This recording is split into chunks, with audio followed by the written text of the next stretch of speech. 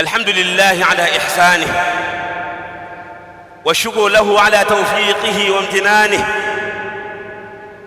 وأشهد أن لا إله إلا الله وحده لا شريك له تعظيما لشأنه، وأشهد أن سيدنا ونبينا محمدًا عبده ورسوله الهادي إلى رضوانه، صلى الله وسلم وبارك عليه وعلى آله وعترته وأصحابه وإخوانه.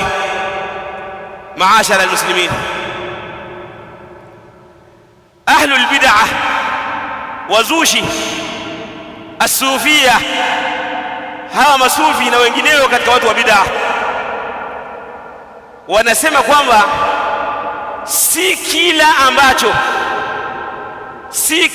ambacho amekiacha Mtume sallallahu alaihi wasallama, yani akawa Mtume haja akifanya kwamba ni bid'a. Yani wanatuambia kwamba je, kila alichokiacha Mtume kifanya ni bid'a?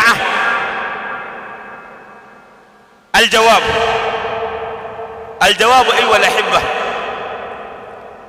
yale mambo ambayo Mtume sallallahu alaihi wasallam hakuyafanya yamegawanyika sehemu tatu. ما تركه النبي صلى الله عليه وسلم وسكت عنه على ثلاثة أقسام. yale mambo ambayo Mtume hakuyafanya aliyaacha yamegawanyika katika sehemu tatu. Sehemu ya kwanza ni yale ambayo Mtume sallallahu alaihi wasallam aliyaacha, tarakahu alayhi salatu wasalam ma wujudi almuqtadi, pamoja na kupatikana sababu ya kuyaacha, wa intifai almawani, na kuondoka sababu na kuondoka vizuizi. Yani lile jambo wakati wa Mtume sababu ya kulifanya Mtume ipo, sababu ya kulifanya ipo, vizuizi vya kumzuia Mtume asifanye hakuna.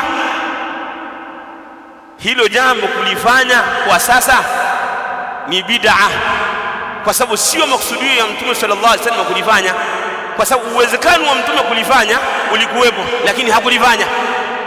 Mfano wake alihtifal bi maulidi nabii sallallahu alaihi wasallam, kusherekea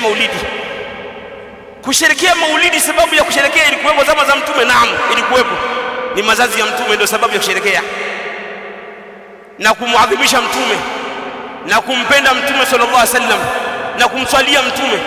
Lakini je, masahaba na Mtume mwenyewe walisherekea birthday yake? Hawakusherekea. Kwa hiyo kuna kitu kiliwazuia washerekee? Hakuna.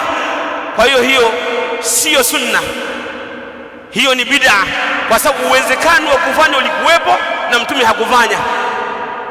Mfano wa pili, nusu katika usiku wa mwezi wa Shaaban ulikuwepo zama za Mtume? Naam, ulikuwepo.